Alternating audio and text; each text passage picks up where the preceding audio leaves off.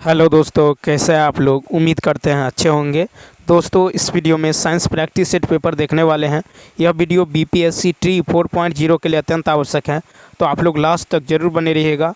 इसमें total question 40 देखने को मिलेगा, जो कि 40 अंक का होगा। ठीक है, 40 क्वेश्चन 40 अंक का।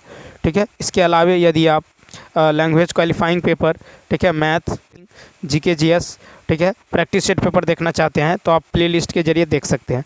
तो चलिए शुरू करते हैं। शुरू करने से पहले यदि आप नए हैं तो चैनल को सब्सक्राइब कर लीजिए, बेल आइकन को प्रेस कर दीजिए और एक बार वीडियो को शेयर कर दीजिए।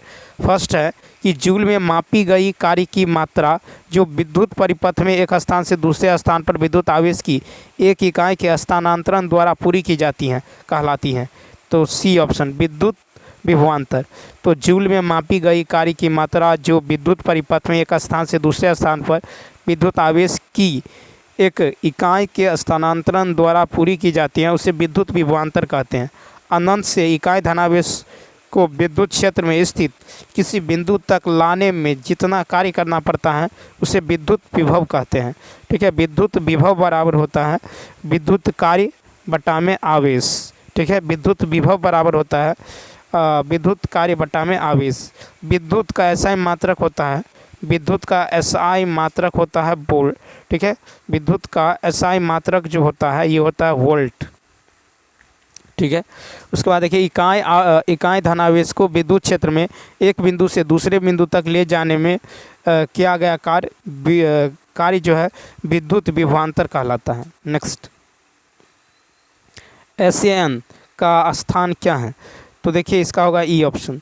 SAN या सिनोट्रियल नोड दाएं अलिंद के ऊपर दाएं कोने में स्थित है। ठीक है, दाएं अलिंद के ऊपर दाएं कोने में स्थित है। इसमें प्रति मिनट 70 से 75 एक्शन जो है पोटेंशियल उत्पन्न की क्षमता होती है, इसलिए इसे हृदय का पेसमेकर कहा जाता है। ठीक है, क्या कहा जाता है? हृदय का पेसमेकर। नेक्स्ट है कि इनमें से कौन सा आयन सार्कोप्लाज्मिक रेटिकुलम में प्रचुर मात्रा में होता है। 113 का ई ऑप्शन। तो देखिए उपयुक्त में से कोई नहीं। तो सार्कोप्लाज्मिक रेटिकुलम में प्रचुर मात्रा में विकल्प से उपलब्ध कोई आयन नहीं होते हैं। सार्कोप्लाज्मिक रेटिकुलम में बड़ी संख्या में कैल्शियम आयन होते हैं। ठीक है, सार्कोप्लाज्मिक रेटिकुलम में बड़ी मात्रा में कैल्शियम आयन होते हैं। सार्कोप्लाज्मिक रेटिकुलम मांसपेशी कोशिका या मांसपेशी फाइबर के सार्कोप्लाज्म में मौजूद जो एंडोप्लाज्मिक रेटिकुलम है, और सार्कोप्लाज्मिक रेटिकुलम मांसपेशियों की कोशिका के एंडोप्लाज्मिक रेटिकुलम का एक विशेष रूप है। अंतः प्रद्रवी जालिका कोशिकांग जो है सभी सुकेंद्रीय कोशिकाओं में पाया जाता है। अंतः प्रद्रवी जालिका 3 विभिन्न संरचनाओं से मिलकर बनी होती हैं। एक तो सिस्टनी, पुटिक और नलिकाएं। फिर है कि पार्स डिस्टलिस को किस नाम से भी जाना जाता है। तो ए ऑप्शन, पूर्वकाल पिट्यूटरी। तो पार्स डिस्टलिस को पूर्व काल पिट्यूटरी के नाम से जाना जाता है। पिट्यूटरी ग्रंथि कपाल की स्फेनॉइड हड्डी में एक गड्ढे में उपस्थित रहती हैं, जिसको सेल दूरशिका कहते हैं। ठीक है, अब सूक्ष्म के आधार पर जो है पिट्यूटरी को 6 भागों में बांटा गया है। एक तो होता है पार्स डिस्टलिस या अग्रभाग, दूसरा होता है पार्स जो है ट्यूबरलेस। ठीक है, ट्यूबरलिस। तीसरा होता है पार्स इंटरमीडिया, और चौथा होता है आपको पार्स नर्वोस या फिर पार्स पस, और पांचवा होता है मीडियन इम्निस। ठीक है, और छठा होता है इम्फीडिबुले या फिर पिट्यूटरी वृंत। नेक्स्ट, 115 देखिए। 115 की यदि बात करें तो आँख की मध्य परत को क्या कहते हैं। B option. तो देखिए आँख की मध्य परत को कोराइड कहते हैं। क्या कहते हैं? कोराइड। ठीक है, नेत्र गोलक 3 परतों से घिरा होता है। सबसे बाहरी जो होता है उसे श्वेत पटल, मध्य कोराइड और सबसे भीतरी रेटिना है। ठीक है, कोराइड आँखों को पोषण प्रदान करने के लिए रक्तवाहिका से भरपूर होता है और नीले रंग का होता है। एक मानव आँख का व्यास लगभग 2.3 सेंटीमीटर होता है।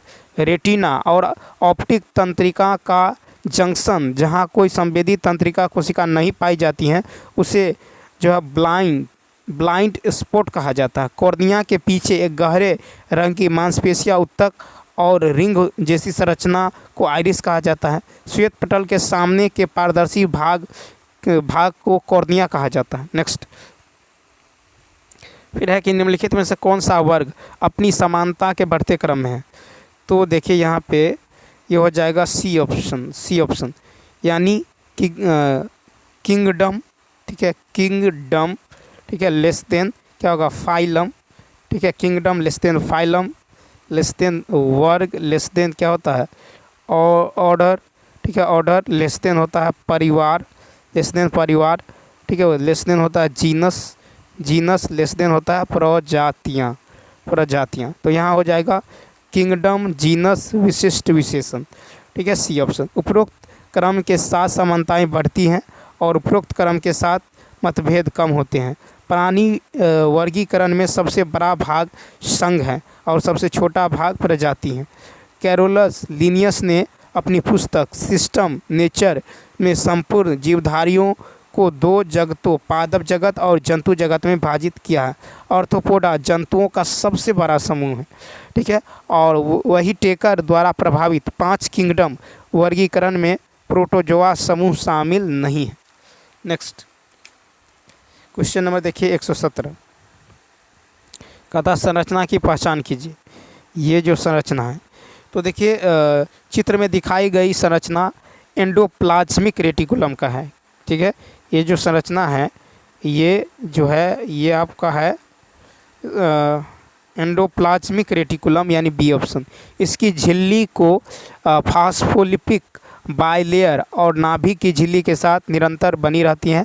यहाँ रफ एंडोप्लाज्मिक रेटिकुलम जो है दिखाया गया है, ठीक है। अंतःप्रद्रवी जालिका स्तनधारियों की लाल रुधिर कणिकाओं की कोशिकाओं को छोड़कर सामान्यतया सभी सुकेंद्रीय कोशिकाओं में पाई जाती हैं। अंतःप्रद्रवी जालिका जीवाणु एवं नीले हरे शैवाल में पाया जाता है, ठीक है। अब देखिए नेक्स्ट क्वेश्चन पौधों को झाड़ियों जड़ी बूटियों और पेड़ों के रूप में वर्गीकृत करने का तरीका किसके अंतर्गत आता है। 118 का 1 कृत्रिम वर्गीकरण। पौधों को झाड़ियाँ जड़ी बूटी और पेड़ों के रूप में वर्गीकृत करने की विधि कृत्रिम वर्गीकरण के अंतर्गत आती है। वर्गीकरण की इस पद्धति में पौधे की रूपात्मक विशेषताओं को वर्गीकरण का आधार माना जाता है।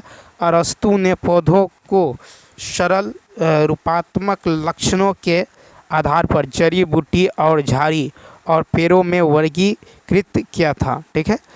अब देखिए कि वर्गीकरण की फाइलोजेनेटिक प्रणाली विकासवादी अनुक्रम और आनुवंशिक संबंध पर आधारित है, ठीक है। अब देखिए पादप वर्गीकरण का जो है महत्व, तो आनुवंशिक घटकों का व्यवस्थित विज्ञान के आधार पर किया जा सकता है। यह पौधों की प्रजातियों की विभिन्न रूपात्मक और शारीरिक संरचनाओं का विस्तृत विवरण देता है। कृषि चिकित्सा और वानिकी में वर्गीकरण का व्यापक रूप से उपयोग किया गया है।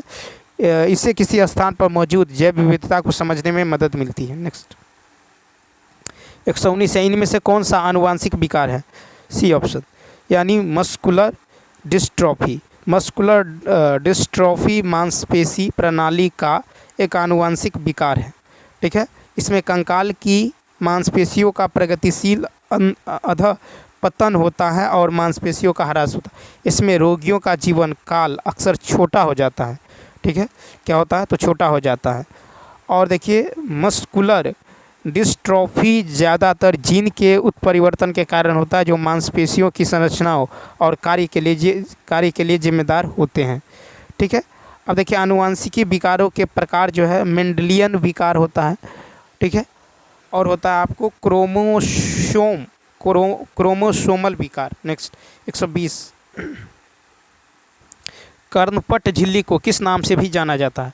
तो कर्णपट झिल्ली को सी ऑप्शन कर्णपट झिल्ली को ईयर ड्रम के नाम से भी जाना जाता है। यह बाहरी कान का हिस्सा है और बाहरी श्रवण मार्ग या श्रवण नहर के अंत में स्थित है। यह संयोजित उत्तक और त्वचा से बना होता है, ठीक है। तो कान की अस्थियां निम्न है, मेलियस होता है, इनकस होता है, स्टेपीज होता है। स्टेपीज यह मानव शरीर की सबसे छोटी अस्थि और सबसे छोटी हड्डी भी है। इनकस स्टेपीज से जुड़ा निहाय के आकार का कान का अस्थि पंजर है। ठीक है, नेक्स्ट 121। प्रकाश संश्लेषण के जैव संश्लेषक चरण के संबंध में कौन सा कथन गलत है? C option. एटीपी और एनएडीएच का उपयोग किया जाता है। प्रकाश संश्लेषण के जैव संश्लेषण चरण में एटीपी और एनएडीएच का उपयोग किया जाता है, यह कथन गलत है। प्रकाश संश्लेषण वह प्रक्रिया है जिसमें प्रकाश ऊर्जा रासायनिक ऊर्जा में बदल जाती है। प्रकाश की ऊर्जा का इस्तेमाल करके कार्बन डाइऑक्साइड और पानी से शर्करा जैसे कार्बोहाइड्रेट का संश्लेषण होता है। ठीक है, कैल्विन बेसन चक्र को निम्न 3 चरणों में बांटा गया है: कार्बोक्सिलीकरण, अपचयन और पुनरुत्पादन। ठीक है, नेक्स्ट 122 देखिए। 122 है कि नीचे दिए गए ग्राफ किसकी गति को दर्शाता है? ठीक है, और किस प्रकार की गति है? मान ले कि ग्राफ में नीचे दिशा ऋणात्मक t का मान भी ज्ञात करें और मान लीजिए कि कहीं भी ऊर्जा की हानि नहीं हुई है। मान ले कि विस्थापन बराबर 0 और तात्पर्य जमीनी स्तर से है। तो यहाँ पे यदि देखें तो यहाँ पे जो राइट आंसर होगा ये होगा ए ऑप्शन, यानी गेंद को u वेग के साथ ऊपर फेंका गया है और आवर्धिक गति जो है t बराबर u/g। ठीक है, तो t बराबर 0 यानी विस्थापन 0। इस प्रकार गेंद की गति ज़मीन से शुरू होती है। ठीक है, t बराबर 0 अर्थात गेंद की गति ज़मीन से शुरू होती है। जब गेंद को समीकरण v बराबर u माइनस at का उपयोग करके जो है वेग u के साथ ऊपर की ओर फेंका जाता है तो v0 प्राप्त होगा। तो t बराबर क्या होगा? u/g। t बराबर हो जाएगा u बटा में g, जो ग्राफ का सबसे ऊपरी बिंदु है। ठीक है, दूसरे ग्राफ में गति को यदि देखें तो t प्लस t बराबर होगा 2t। ठीक है, यानी 2t डैश बराबर होगा 2 इंटू u/g।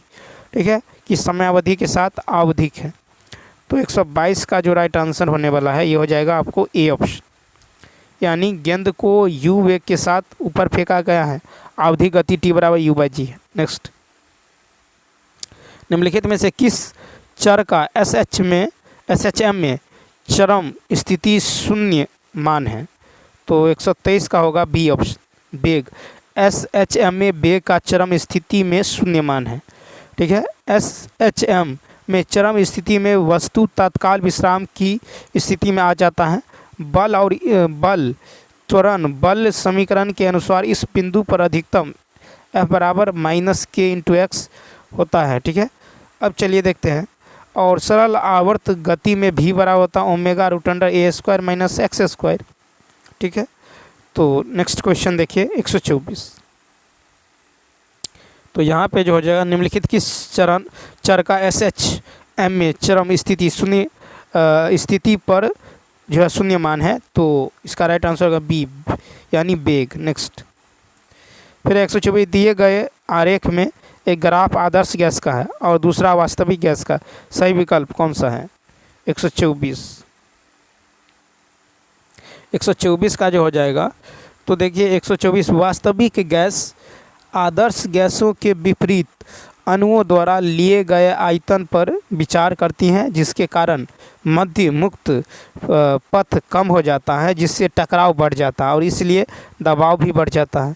ठीक है, इसलिए कम मात्रा में यह कारक एक बड़ी जो है भूमिका निभाएगा और इस प्रकार कम मात्रा की सीमा में एक विशेष मात्रा के लिए वास्तविक गैसों का दबाव अधिक होगा। ठीक है, यह देखने के लिए कि कौन सा ग्राफ किसका हम बहुत कम आयतन पर दबाव जो है अक्ष के समांतर एक रेखा खींच सकते हैं।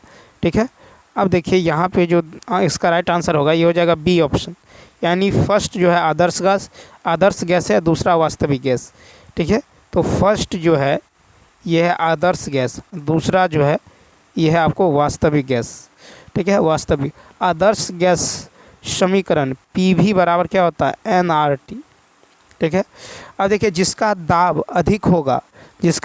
अधिक होगा वह वास्तविक गैस होगा, जिसका दाब अधिक होगा वह जो है जिसका प्रेशर अधिक होगा वह होगा आपको वास्तविक गैस। ठीक है, तो यहाँ पे याद रखना है। और जिसका दाब अधिक होगा वह वास्तविक गैस, जिसका दाब अधिक होगा वह वास्तविक गैस होगा। इसलिए 2 जो है वास्तविक गैस होगा और 1 जो है आदर्श गैस होगा। ठीक है, 1 जो है आदर्श गैस होगा। तो याद रखना है कि जिसका दाब अधिक होगा वह वास्तविक गैस होगा और इसलिए 2 वास्तविक गैस है, जबकि 1 जो है आदर्श गैस, 1 जो है आदर्श गैस। आदर्श गैस का समीकरण होता है PV बराबर nRT। ठीक है, अब देखिए नेक्स्ट क्वेश्चन की यदि बात करें तो यहाँ पे जो हो जाएगा ये 2 जो हो जाएगा ये होगा रियल गैस और फर्स्ट जो हो जाएगा ये हो जाएगा आइडियल गैस, आइडियल गैस। ठीक है, क्योंकि इसका दाब जो है प्रेशर देखिए अधिक है। ठीक है, 2 का। नेक्स्ट फिर है निम्नलिखित में से किसके लिए ग्राफ दूरी r के साथ गुरुत्वाकर्षण बल F की भिन्नता को दर्शाता है। 125 का यदि देखें तो 125 का देखिए ए ऑप्शन, यानी ठोस गोला। तो देखिए यहाँ पे दूरी r और गुरुत्वाकर्षण बल F के विभिन्न ग्राफ ठोस गोला से संबंधित हैं। ठीक है, तो ये जो है ठोस गोला से संबंधित हैं। ठीक है, और गुरुत्वाकर्षण क्षेत्र तीव्रता I बराबर होता है F/m। नेक्स्ट 126 है, एक गेंद नियत वेग से घूम रही है, कुछ देर बाद वह एक दीवार से टकरा जाता है, संवेग को छोड़कर निम्नलिखित में से कौन सा संरक्षित रहता है। तो ए ऑप्शन ऊर्जा। तो टकराव के दौरान नियत वेग से गेंद के घूमने पर संवेग के अलावा ऊर्जा भी संरक्षित रहता है। जब एक गेंद दीवार से टकराती है तो उसकी गतिज ऊर्जा दीवार पर स्थानांतरित हो जाती है और गेंद रुक जाती है। ठीक है, हालांकि इस प्रक्रिया में कुल ऊर्जा संरक्षित होती है। ठीक है, तो यहाँ पे इसका राइट आंसर होने वाला है। नेक्स्ट क्वेश्चन देखिए, क्वेश्चन नंबर 100 देखिए 27 कहता है द्रव C का अपेक्षित घनत्व 10 जबकि द्रव D का अपेक्षित घनत्व 15, C की ऊंचाई, द्रव C की ऊंचाई 7 और दोनों ट्यूबों में तरल D की ऊंचाई में क्या अंतर है। आरेख में बिंदु 1 तरल C के समाप्त होने के बाद ठीक तरल D में है। तो यहाँ पे यदि देखें तो 127 का जो होगा यानी P1 बराबर होगा P2। ठीक है, पास्कल के नियम से दाब नियत रहता है, तो 10 का क्यूब गुने 10 गुने 10 गुने 7, तो यहाँ पे हो जाएगा आपको PGH1 बराबर PGH2। ठीक है, या रो कहिए, तो ये होगा 10 का क्यूब प्लस 10 प्लस गुने 10 गुने 7 बराबर होगा 15 गुने 10 और गुने 10 का क्यूब। यहाँ से जो है गुने 10 का क्यूब हो जाएगा, यानी और गुने यहाँ पे x यदि ले लेते हैं तो x बराबर होगा 10 गुने 7 बटा में 15 यानी 4.67 सेंटीमीटर। अब देखिए तो इसका जो राइट आंसर होगा 4 E ऑप्शन हो जाएगा। नेक्स्ट, एक कैलोरी की परिभाषा क्या है। तो एक कैलोरी की परिभाषा, तो देखिए कैलोरी ऊर्जा की इकाई है और इसे 760 mmHg पर एक ग्राफ पानी का तापमान 14.5 डिग्री सेल्सियस से 15.5 डिग्री सेल्सियस तक बढ़ाने के लिए आवश्यक ऊष्मा की मात्रा के रूप में परिभाषित किया गया है। कार्बोहाइड्रेट में 1 ग्राम में 4 किलो कैलोरी होती हैं, वसा में 1 ग्राम में 9 किलो कैलोरी होती हैं। 1 कैलोरी बराबर होता है 4.186 जूल। नेक्स्ट, तो याद रखना है 1 कैलोरी की परिभाषा है कि 760 mmHg पर 1 ग्राम पानी का तापमान 14.5 डिग्री सेल्सियस से 15.5 डिग्री सेल्सियस तक बढ़ाने के लिए आवश्यक है। फिर है पेट्रोल इंजन में नॉकिंग कैसे उत्पन्न होती है। 129 का बी, इंजन में सहज दहन के कारण। तो पेट्रोल इंजन में नॉकिंग जो है इंजन में सहज दहन के कारण उत्पन्न होती है। इंजन में नॉकिंग को प्रभावित करने वाले कारक है ठंडा मिश्रण, संक्षिप्तीकरण अनुपात, चैम्बर डिजाइन और काम करने की अवस्था, इंजन ईंधन का प्रकार और स्पार्क प्लग की स्थिति, ईंधन का भाग। नेक्स्ट, अर्ध पार्क में झिल्ली चयनात्मक झिल्ली है जो घुले हुए खाली स्थान जो है घुले हुए खाली स्थान कणों को गुजरने की अनुमति नहीं देती। 130 का बी विलय, तो अर्धपारक में झिल्ली धनात्मक झिल्ली है जो घुले हुए विलय कणों को गुजरने की अनुमति नहीं देती है।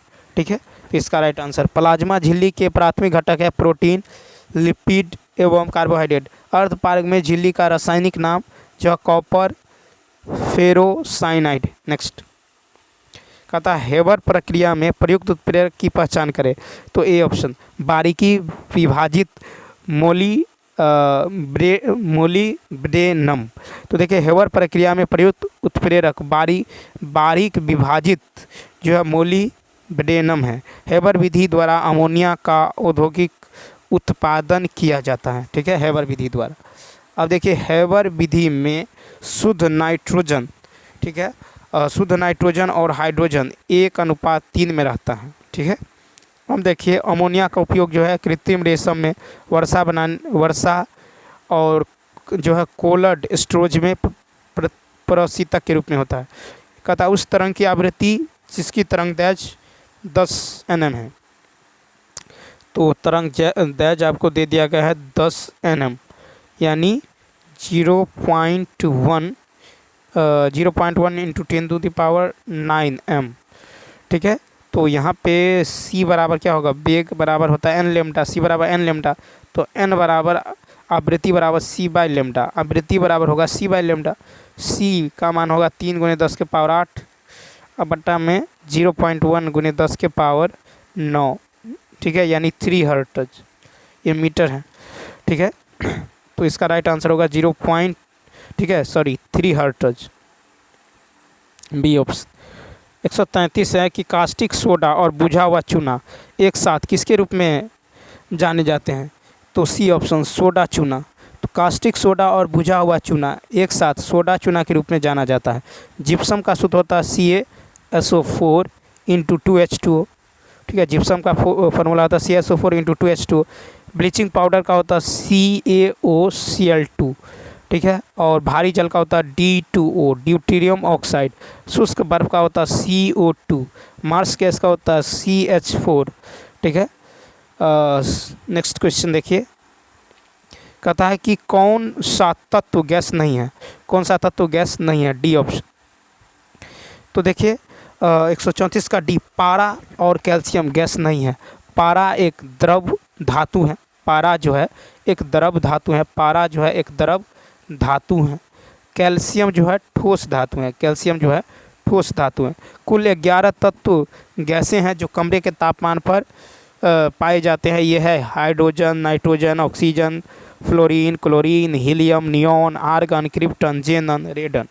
ठीक है, पारे का उपयोग जो है धातुओं के अमलगम के निर्माण में, सिंदूर के निर्माण में, मरकरी वाष्प लैंप बनाने में, थर्मामीटर, बैरोमीटर आदि में। 135 है, नीचे दिए गए चित्र को देखकर विकल्प, सही विकल्प आपको ढूंढना है। 135 में देखिए, 135 में यदि देखें तो यहाँ पे आपको यह है वॉल्यूम, यह है टेम्परेचर। तो देखिए P1 का आयतन, P1 का जो आयतन है ये P2 से क्या है, कम है। P1 का आयतन P2 से कम है, चूँकि वॉल्यूम है ये, तो P1 का जो आयतन है वो P2 से कम है, क्या है, कम है। अब यदि कम है अर्थात P1 P2 से बड़ा है, अर्थात P1 ग्रेटर देन P2। जब आयतन कम होगा तो वो बड़ा हो जाएगा, तो इसका जो राइट आंसर हो जाएगा ये हो जाएगा ए ऑप्शन, यानी P1 जो है P2 से बड़ा है। ठीक है, अब चलिए देखते हैं नेक्स्ट। कहता बड़ी मात्रा में औद्योगिक कमरे को नष्ट करने के लिए अपनाई जाने वाली विधि निम्न में से कौन सा है, तो सी ऑप्शन, नियंत्रित भस्मीकरण। तो बड़ी मात्रा में औद्योगिक जो है, बड़ी मात्रा में औद्योगिक जहरीले कचरे को आमतौर पर नियंत्रित भस्मीकरण द्वारा नष्ट कर दिया जाता है, यानी सी ऑप्शन। ठीक है, तो बड़ी मात्रा में औद्योगिक कचरे को नष्ट करने के लिए अपनाई गई विधि है नियंत्रित भस्मीकरण। ताप अपघटन विधि में ऑक्सीजन की अनुपस्थिति अथवा कम मात्रा में पदार्थों को जलाया जाता है और दबाव प्रक्रिया के तहत जमीन से गहरा गड्ढा खोदकर ठोस कूड़े, कचरे तथा अवशेष को गड्ढे में दबा सकते हैं। पुनर्चक्रण विधि द्वारा अपशिष्टों को पुनः प्रयोग में लाया जाता है। कंपोस्टिंग एक जैविक प्रक्रिया है। फिर है नैनो मटेरियल वे सामग्री हैं जिनका कम से कम एक आयाम कितने से कम मापा जाता है। नैनो मटेरियल, तो देखिए सी ऑप्शन 100 nm। तो जिस सामग्री का कम से कम एक आयाम 100 nm यानी 1 से 100 nm से कम हो, ठीक है, उसे नेमोटेरियल के रूप में वर्गीकृत किया जाता है। ठीक है, तो नेमोटेरियल के रूप में वर्गीकृत किया जाता है। तो नेमोटेरियल वे सामग्री है जिनका कम से कम एक आयाम जो है 1 से 100 तक यानी 100 nm से कम हो। ठीक है, अब देखिए नैनो तकनीक का उपयोग विनिर्माण में, इलेक्ट्रॉनिक्स के रूप में, कंप्यूटर और सूचना प्रौद्योगिकी में, चिकित्सा, पर्यावरण एवं ऊर्जा भंडारण में किया जाता है। नेक्स्ट फिर है कि एक अणुचुम्बकीय पदार्थ कब प्रतिचुम्बकीय पदार्थ बन जाता है। सी ऑप्शन क्रांतिक तापमान से नीचे। तो एक अणुचुम्बकीय पदार्थ क्रांतिक तापमान से नीचे प्रतिचुम्बकीय पदार्थ बन जाता है। ठीक है, जब किसी लौह चुम्बकीय पदार्थ को गर्म किया जाता है तो एक ऐसा ताप आता है जब उसका लौह चुंबकत्व अणुचुंबकत्व में बदल जाता है। इसे ताप को क्यूरी ताप कहते हैं। लौह और निकिल के लिए क्यूरी ताप के मान क्रमशः 770 डिग्री सेल्सियस तथा 358 डिग्री सेल्सियस होता है। क्यूरी नियम अणुचुम्बकीय पदार्थ की चुंबकन तीव्रता चुंबकीय क्षेत्र की तीव्रता H के अनुक्रमानुपाती होता है तथा तापमान T के व्युत्क्रमानुपाती होता है। नेक्स्ट, मुख्य अक्ष को दो अपवर्तक सतहों को कहाँ काटता है। 139 का ए ऑप्शन। तो मुख्य अक्ष दो अपवर्तक सतहों को अग्र शीर्ष और पिछला शीर्ष पर काटता है। ठीक है, तो मुख्य अक्ष जो है ये दो अपवर्तक सतहों को अग्र शीर्ष और पिछला शीर्ष पर काटता है। ठीक है, ध्रुव और वक्रता केंद्र से होकर गुजरने वाली रेखा को मुख्य अक्ष कहते हैं। मुख्य अक्ष पर स्थित वह प्रतिबिंब बिंदु जिसके लिए वस्तु अनंत पर ही फोकस कहलाता है। 140 है कि जब हम अपने दोनों हाथों को हैंडल बार पर रखकर एक मोड़ पर साइकिल चलाते हैं तो हम क्या आरोपित करते हैं। तो बल युग्म। तो जब हम दोनों हाथों को हैंडल पर रखकर एक मोड़ पर साइकिल चलाते हैं तो हम बल युग्म लगाते हैं। क्या लगाते हैं? बल युग्म। नेक्स्ट 141 किसी पिंड की गतिज ऊर्जा उसके प्रारंभिक मान से 4 गुना हो जाती है तो नया संवेग क्या होगा। 141 का ए, इसके प्रारंभिक मान से 2 गुना हो जाता है। ठीक है, तो P बराबर होता है √2m_k यानी P समानुपाती √k यानी P1/P2 जो हो जाएगा ये होगा √k1/k2। ठीक है, यानी P2 बराबर होगा 2P1। ठीक है, P2 बराबर क्या हो जाएगा तो 2P1 हो जाएगा। अब देखिए यदि किसी पिंड की गतिज ऊर्जा उसके प्रारंभिक मान से 4 गुना हो जाती है, ठीक है, 4 गुना हो जाती है तो नया संवेग उसके प्रारंभिक मान से 2 गुना हो जाएगा। ठीक है, तो इसके प्रारंभिक मान से 2 गुना। नेक्स्ट कहता है किसी पदार्थ की ऊष्मा क्षमता अनंत होती है, इसका क्या अर्थ है। तो सी ऑप्शन तापमान में कोई परिवर्तन नहीं। तो देखिए किसी पदार्थ की ऊष्मा क्षमता अनंत होती है, इसका अर्थ है तापमान में कोई परिवर्तन नहीं होता है। किसी पदार्थ के 1 ग्राम के तापमान को 1 डिग्री सेल्सियस तक बढ़ाने के लिए आवश्यक ऊर्जा की मात्रा को विशिष्ट ऊष्मा कहते हैं। किसी पदार्थ की ऊष्मा क्षमता उसके आकार या मात्रा पर निर्भर करती है। ठीक है, अब देखिए ताप क्षमता की इकाई जूल प्रति केल्विन या जूल प्रति डिग्री सेल्सियस हैं। ठीक है, ऊष्मा को किसी प्रणाली की कुल आंतरिक ऊर्जा के रूप में जो है देखिए रूप में जो है यहाँ पे हो जाएगा कि किस तापमान की क्षमता की इकाई जूल प्रति केल्विन या जूल प्रति डिग्री सेल्सियस है। ठीक है, और किसी पदार्थ की ऊष्मा क्षमता उसके आकार या मात्रा पर निर्भर करती हैं। और देखिए ऊष्मा को किसी प्रणाली की कुल जो है आंतरिक ऊर्जा के माप के रूप में परिभाषित किया जाता है। नेक्स्ट 143 है कि आरएनए टेम्पलेट पर डीएनए के संश्लेषण में कौन सा एंजाइम शामिल है। तो देखिए आरएनए टेम्पलेट पर डीएनए के संश्लेषण में रिवर्स ट्रांसक्रिप्शन ट्रांसक्रिप्टेस शामिल है, यानी बी ऑप्शन। ये रिवर्स ट्रांसक्रिप्टेस जो है शामिल है। ठीक है, दो या दो से अधिक भिन्न जीवों से प्राप्त कई डीएनए खंडों को आपस में जोड़कर बनाए गए संश्लिष्ट डीएनए को जो है पुनर्योग्य डीएनए कहलाते हैं।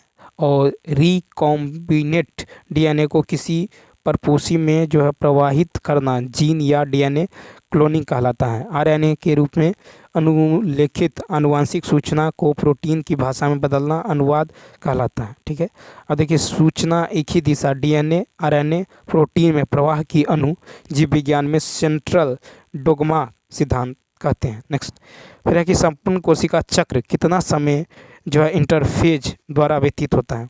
B option 95%। तो संपूर्ण कोशिका चक्र का 95% समय इंटरफेज द्वारा व्यतीत होता है। नेक्स्ट, फिर है कि जब केंद्रक की बात की जाती है तो यूकैरियोटिक और प्रोकैरियोटिक कोशिका के बीच क्या अंतर है। तो 145 का सी ऑप्शन, यानी यूकैरियोटिक कोशिका में झिल्ली से घिरा नाभिक होता है। ठीक है, यूकैरियोटिक कोशिका में झिल्ली से घिरा नाभिक होता है, जबकि प्रोकैरियोटिक कोशिका में नहीं होता है। ठीक है, तो इसका सी ऑप्शन होगा। यूकैरियोटिक और प्रोकैरियोटिक और यूकैरियोटिक कोशिकाओं दोनों में न्यूक्लियस या न्यूक्लियोलस होता है, जिसमें आनुवांशिकी सामग्री होती है, और अर्थात इसमें डीएनए और आरएनए दोनों होते हैं। ठीक है, उसके बाद देखिए कि प्रोकैरियोटिक की विशेषता है कि सामान्यतः आकार छोटा होता है, 1 से 10 माइक्रोमीटर होता है। कोशिका यानी केंद्रक नहीं पाई जाती हैं। प्रोकैरियोटिक कोशिका में माइटोकॉन्ड्रिया अनुपस्थित रहता है। कोशिका विभाजन विखंडन या मुकुलन द्वारा होता है। मात्र एक गुणसूत्र होता है। अब देखिए यूकैरियोटिक कोशिका की यदि बात करें तो सामान्यतः आकार बड़ा होता है, 5 से 100 माइक्रोमीटर। और देखिए केंद्रिका पाई जाती है यूकैरियोटिक में। फिर माइटोकॉन्ड्रिया उपस्थित होता है। कोशिका विभाजन जो है समसूत्री तथा अर्धसूत्री दोनों विधियों से होता है। एक से अधिक गुणसूत्र होते हैं। 146 दिए गए चित्र में कौन सा अक्षर जो है गलत अंकित है। तो यहाँ पे यदि देखें तो 146 का होगा ए ऑप्शन, यानी पी और आर। क्या होगा, पी और आर। ठीक है, पी और आर।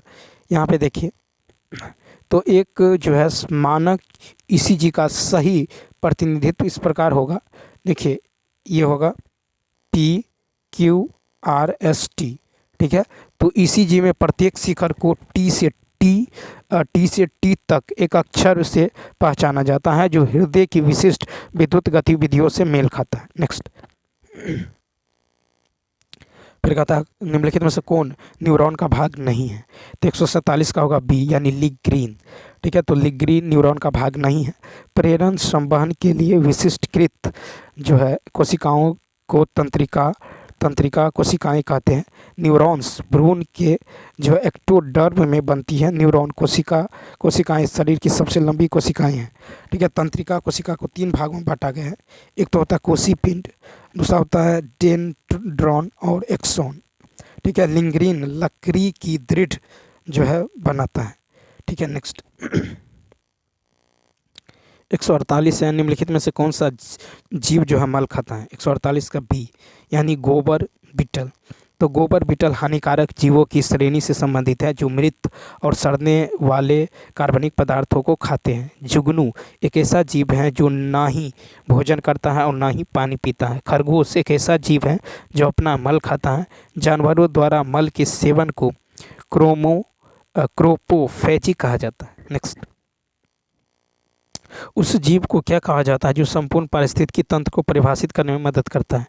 तो 149 का बी ऑप्शन, यानी किस्टोन प्रजातियां। ठीक है, 149 का किस्टोन प्रजातियां संपूर्ण पारिस्थितिकी तंत्र को परिभाषित करने में मदद करती है। किस्टोन प्रजातियों के महत्व को समुद्री उड़िलाव, जल शाही और समुद्री शैवाल के साथ स्टेलार समुद्री गाय की पारस्परिक क्रिया माध्यम से विलुप्ति द्वारा दर्शाया जाता है। अफ्रीकी हाथी एक कीस्टोन प्रजाति है। फाउंडेशन प्रजाति अन्य प्रजातियों के निर्माण व संरक्षण में मुख्य भूमिका निभाती है। कोरल एक फाउंडेशन प्रजाति का उदाहरण है। नेक्स्ट, अब कहता है मिलान करना है। देखिए 150 का, तो 150 का जो हो जाएगा आपको 150 का हो जाएगा देखिए एस्बेस्टस धूल ये फेफड़ा को प्रभावित करता है। एस्बेस्टस धूल जो है ये फेफड़ा को जो है प्रभावित करता है, ठीक है। और यदि देखें सीसा जो है मस्तिष्क को, सीसा जो है प्रभावित अंग है, सीसा से मस्तिष्क यानी ए ऑप्शन। पारा से जो है उदर, ठीक है, पारा से प्रभावित अंग है उदर, ठीक है। और जो है कार्बन मोनोऑक्साइड से जो है रक्त धाराएं, कार्बन मोनोऑक्साइड से रक्त धाराएं, ठीक है। तो एस्बेस्टस धूल से प्रभावित अंग है फेफड़ा, ठीक है। सीसा से प्रभावित अंग है मस्तिष्क, पारा से प्रभावित अंग है उदर और कार्बन मोनोऑक्साइड से प्रभावित अंग है रक्त धाराएं, ठीक है। कार्बन मोनोऑक्साइड का रक्त के हीमोग्लोबिन के प्रति अति बंधुत्व होता है, ठीक है, अति बंधुत्व होता है। तो इसका राइट आंसर क्या होगा? तो यानी ए का होगा 3, बी का होगा 1, ठीक है। ए का 3, बी का 1। तो देखिए ए का 3, बी का 1 यानी ए ऑप्शन। तो चलिए दोस्तों इस वीडियो में इतना ही। यदि यह वीडियो अच्छा लगा हो तो लाइक, शेयर और सब्सक्राइब करना न भूलें। साथ ही साथ कमेंट करके बताइए वीडियो आपको कैसा लगा। तो चलिए मिलते हैं नेक्स्ट वीडियो में। Thanks for watching.